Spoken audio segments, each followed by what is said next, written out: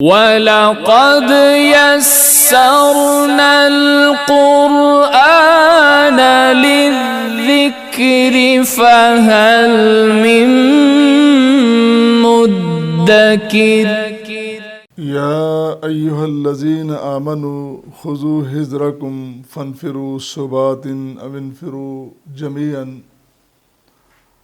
صدق اللہ العظیم وصدق رسولہ النبی الکریم۔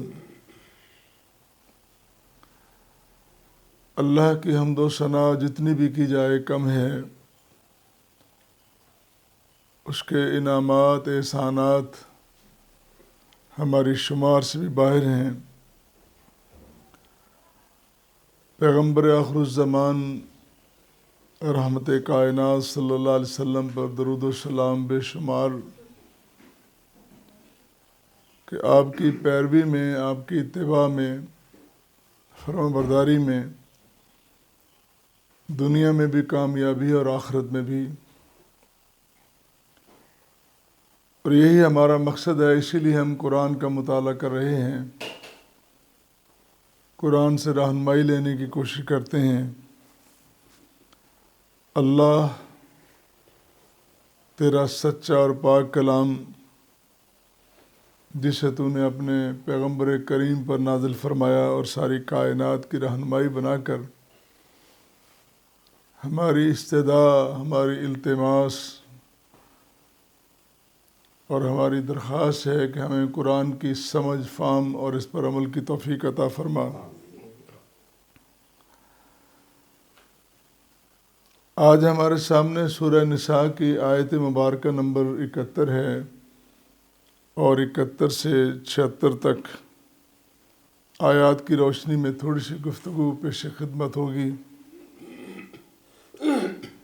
پہلی آیت مبارکہ جو میں نے آپ کے سامنے تلاوت کی ہے، جس میں فرمایا، اے ایمان والو خذوا حذرکم، بچاؤ کا سامان تیاری کرو اور نکلو، گروہوں کی صورت میں یا پوری جماعت کی صورت میں۔ تو اس سے یہ بات ہمارے سامنے آتی ہے کہ اسلام کس طرح دشمن کے مقابلے میں تیاری کا حکم دیتا ہے۔ سابقہ آیات میں یہ بیان ہوا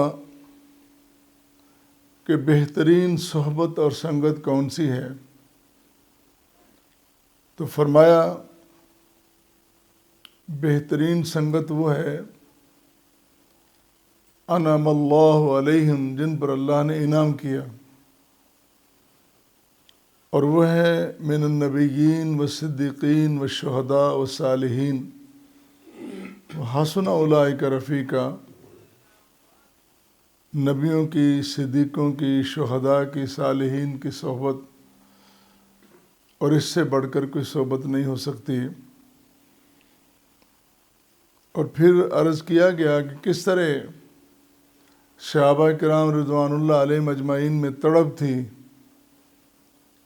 کس طرح وہ تڑپتے تھے کہ ہمیں دنیا میں بھی حضور کا ساتھ ملا ہے تو آخرت میں بھی مل جائے، اور اس کے لیے قربانیاں دینا پڑتی ہیں۔ آپ نے فرمایا کہ سجدوں کی بھرمار کرو، زیادہ سے زیادہ سجدے کرو،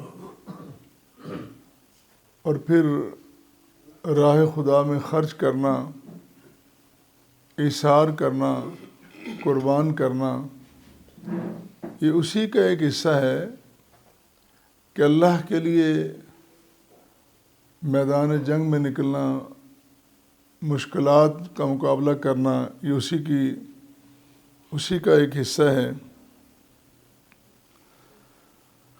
غزوہ احد جب ہوا، مسلمانوں کو فتح ہو رہی تھی، تھوڑی سی غلطی کہہ لیں، تھوڑی سی سستی کہہ لیں، حضور اکرم صلی اللہ علیہ وسلم نے فرمایا تھا کہ اس جگہ تم نے کھڑے رہنا ہے، بہت بڑی جنگی حکمت عملی تھی جو آپ نے فرمائی. وہ جو اس پہ مامور تھے، جن کی تعیناتی جو وہاں پہ متعین تھے، جن کی ڈیوٹی لگائی گئی تھی، انہوں نے کہا کہ جنگ ہم نے جیت لی ہے اور بات ختم ہو گئی.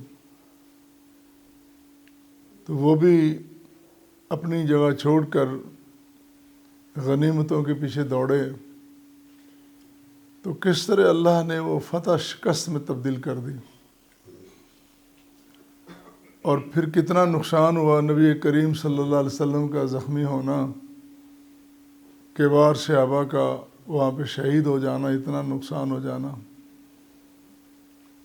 اور پھر کفار ان کا فخر کرنا، اترانا اور کہنا کہ ہم نے مسلمانوں کو زیر کر لیا ہے. ان حالات میں اللہ کریم نے مسلمانوں کو حکم دیا کہ تم اب تیاری کرو. یہ جو لفظ نا حذرکم، بہت بڑا پیغام ہے اس میں.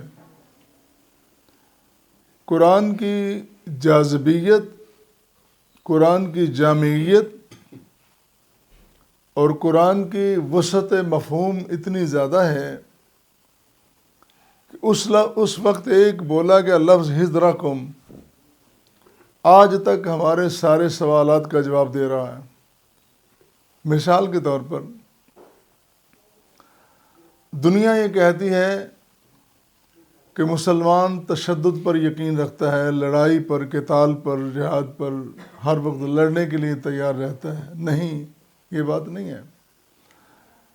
اسلام تو امن کا گہوارہ ہے، مسلمان تو امن پسند ہیں، امت مسلمہ بھی امن پسند ہے.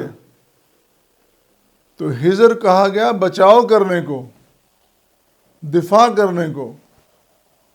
اپنے دفاع کے لیے تیار رہو. تم نے چڑھائی نہیں کرنی، لیکن دشمن کو یہ پتا ہو کہ مسلمان بڑا امن پسند ہے، لیکن اگر اس کو ستایا گیا، نقصان پہنچایا گیا تو پھر یہ نہیں چھوڑے گا. اتنی تو بات ہونی چاہیے نا. ایسے ہی تو نہیں کہ آپ کا کوئی گھر اجاڑ دے اور آپ خاموشی سے تماشا دیکھتے رہیں. تو فرمایا کہ تم اپنے بچاؤ کا سامان کرو، دشمن کے مقابلے میں تیار رہو، تیاری پوری رکھو، اور جب وقت آئے تو پھر نکلو. یہ جو صبات ہے نا، صبت ان کی جمع ہے. ٹکڑوں کی صورت میں، گروہوں کی صورت میں، گریلا وار جس کو کہتے ہیں. تاریخ اسلام میں ایک بہت بڑا جو مجاہد ہوا ہے وہ خالد بن ولید ہے رضی اللہ تعالیٰ. بڑے معروف ہیں وہ. اور ان کی جو جنگی حکمت عملی تھی یہی ہوتی تھی کہ وہ فوج کو ایک ساتھ نہیں لڑاتے تھے. وہ دستے تیار کرتے، 1 2 3، ایک پہلے جائے گا، پھر بعد میں آئے گا، پھر اس کی کمک پہنچے گی، مدد پہنچے گی. اس طرح وہ لڑتے تھے. اور پوری دنیا میں نام ان کا بطور سپہ سالار اور کمانڈر کے، کامیاب سپہ سالار کے. تو وہ اسی لفظ کا، اسی قرآن کی آیت کا مصداق ہے کہ کس طرح وہ اپنا بچاؤ کرتے تھے اور کس طرح دفاع کرتے تھے اور کس طرح چڑھائی کرتے تھے. تو صبح اور جمع دونوں صورتوں میں کب کون سی ضرورت پڑنی ہے، کب کون سا دستہ لڑے گا، کب کس دستے کی باری آئے گی، اور اس دستے کو کون کون سا اسلحہ چاہیے، اس تیاری کی ضرورت ہے. اور قرآن کہہ رہا ہے کہ تم اپنی تیاری کر کے رکھو. تو جس طرح جنگ کے میدان میں 2 صورتیں ہیں، گروہوں، گریلا کی صورت میں اور ایک فوج کی چڑھائی کی صورت میں. یہ تو کمانڈر اور سپہ سالار میدان جنگ میں فیصلہ کرتا ہے کہ ہم نے کس طرح آگے بڑھنا ہے. تو جس طرح میں نے عرض کیا کہ حضرت خالد بن ولید اور دیگر بڑے بڑے کبار صحابہ، دنیا کے جو کامیاب کمانڈر اور سپہ سالار ہوں، وہ ایسے جنگیں لڑتے رہے. لیکن تیاری پہلے کرنی ہے۔ دوسرے مقام پہ فرمایا وَأَعِدُّوا لَهُم مَّا اسْتَطَعْتُم مِّن قُوَّةٍ وَمِن رِّبَاطِ الْخَيْلِ تُرْهِبُونَ بِهِ عَدُوَّ اللَّهِ وَعَدُوَّكُمْ وَآخَرِينَ مِن دُونِهِمْ لَا تَعْلَمُونَهُمْ اللَّهُ يَعْلَمُهُمْ۔ ان کے مقابلے میں بھرپور تیاری کر کے رکھو، دشمن کے مقابلے میں بھرپور تیاری کر کے رکھو۔ اس وقت کے حساب سے جو بہترین سواری تھی وہ تھی گھوڑا تھا، اس کا ذکر ہوا ہے رباط الخیل۔ اور آج جدید ترین اسلحہ وہ ہونا چاہیے، اس کی تیاری ہونی چاہیے، پوری دنیا کر رہی ہے، تمام ممالک کرتے ہیں، تو مسلمان کیوں نہ کرے؟ تو وقت کی ضرورت کے ساتھ ساتھ تیاری اور عملاً اس کی صورتحال بھی بدلتی رہتی ہے، لیکن میں سمجھتا ہوں کہ آج اس سے بھی آگے بات بڑھ گئی ہے۔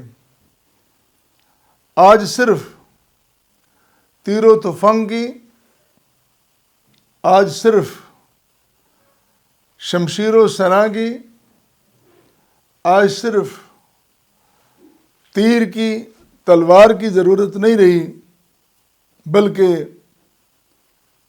بندوق، گولی اور میزائل سے آگے بڑھ کر اس سے بھی آگے چلے گی، ایٹمی قوت سے بھی آگے بات چلی گئی۔ وہ ہے آج تہذیبوں کی جنگ، آج معیشت کی جنگ، آج تعلیم کی جنگ ہے۔ اس میں ہم نے کیا تیاری کی ہے؟ ہم اپنی تاریخ پہ جب نگاہ دوڑاتے ہیں تو پتہ چلتا ہے کہ 900 سال، 9 صدیاں پوری دنیا میں مسلمانوں کی حکمرانی رہی۔ وجہ کیا تھی؟ تعلیم تھی، تعلیم ان کے پاس تھی، لیبارٹریاں ان کے پاس ہیں، تجربے سائنس کے ان کے پاس ہو رہے ہیں، اور ایک سے بڑھ کر ایک طریقہ آگے سائنسی وہ ایجاد کر رہے ہیں اور اس کو اختیار کر رہے ہیں، بڑھتے جا رہے ہیں۔ اور مسلمانوں کی زبان عربی تھی، اور عربی زبان میں ساری کتابیں تھیں، جتنی میڈیکل کی کتابیں تھیں، جتنی سائنس کی، ساری عربی زبان میں، تفسیر کی کتابیں، حدیث کی کتابیں، تشریح کی، ادب ہی اس وقت تھا۔ اب کیا ہے؟ اب عربی زبان بہت ثانوی حیثیت رہ گئی ہے اس کی، اب انگریزی زبان نے لے لی ہے۔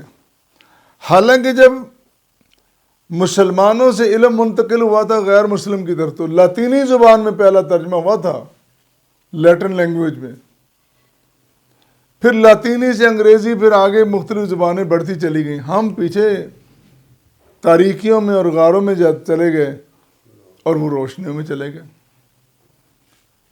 یہ بات کہنے میں کوئی حرج نہیں کہ جدید ترین تعلیم مسلمانوں کے پاس ہونی چاہیے، جدید ترین دریافتیں مسلمانوں کے پاس ہونی چاہیے۔ یہ جنگ ہے، یہ ترقی ہے، اس کو آگے بڑھنا ہے، یہ روک نہیں سکتے ہم۔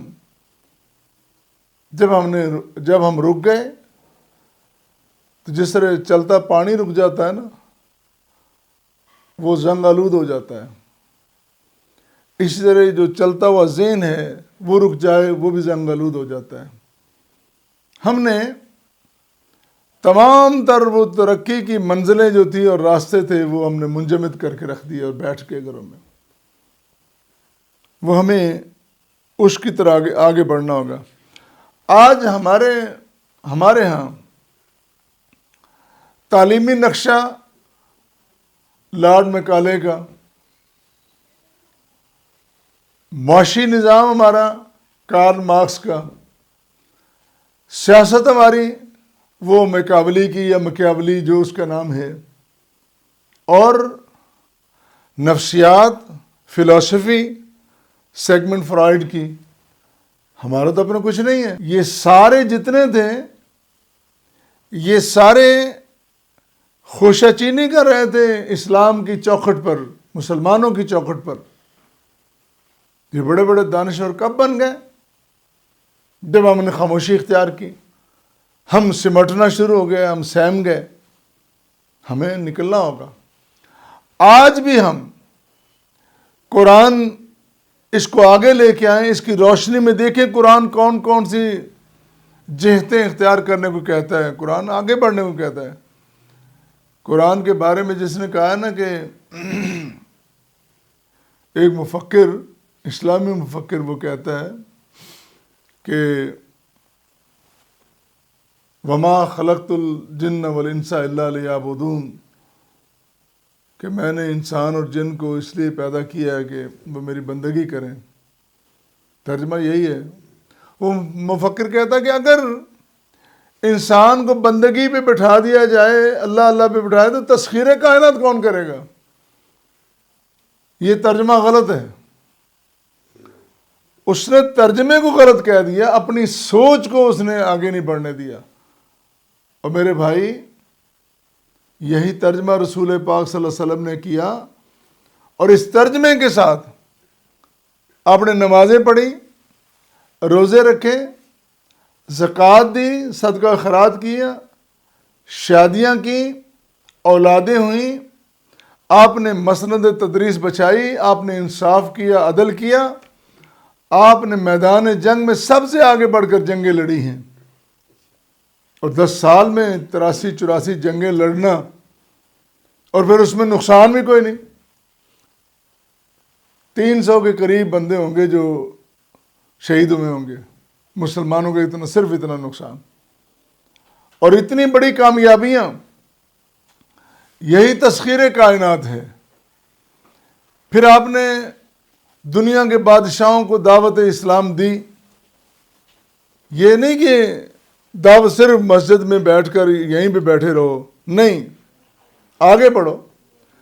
جو لوگ چاند پہ رہتے ہیں، چاند پہ جا کے ان کو دعوت دو۔ جہاں لوگ جس میدان میں کھڑے ان کے پاس جا کے ان کو دعوت اسلام دو۔ اور تسخیر کائنات مسلمان سب سے آگے تھے۔ جب ہم سمٹ گئے، سہم گئے، ڈر گئے، ہم لوگوں سے پیچھے رہ گئے، پھر لوگوں کی باتیں بھی سننی پڑیں گی، پھر مفکرین کی باتیں بھی سامنے آ گئی۔ تو یہ ساری تیاری جتنی ہے، معاشی میدان میں، سیاسی میدان میں، تعلیمی میدان میں، تہذیبی میدان میں اور جنگی میدان میں، یہ سب تیاری کا حکم اللہ کہہ رہا ہے کہ خذوا حذرکم، مسلمانوں اپنا بچاؤ کرو، اپنی زندگی کا ثبوت دو۔ یہ ہے زندگی۔ یہ جو مسلمانوں کی عروج و زوال کی داستان ہے، یہ بڑی دردناک ہے۔ ہم صرف اس پہ روتے رہیں، پچھتاتے رہیں، یہ کافی نہیں ہے۔ ہمیں چاہیے ہم اس میں آگے بڑھیں، ہمیں چاہیے ہم دلدل سے نکلیں، ہم میدان عمل میں آئیں، اور دنیا کا صرف مقابلہ نہ کریں بلکہ دنیا سے آگے بڑھیں۔ ہم نے دنیا کی کمانڈ کرنی ہے، دنیا کی قیادت کرنی ہے، تو قیادت پیچھے بیٹھ کے نہیں ہوتی، گھر میں بیٹھ کے نہیں ہوتی، وہ آگے نکلنا ہوگا۔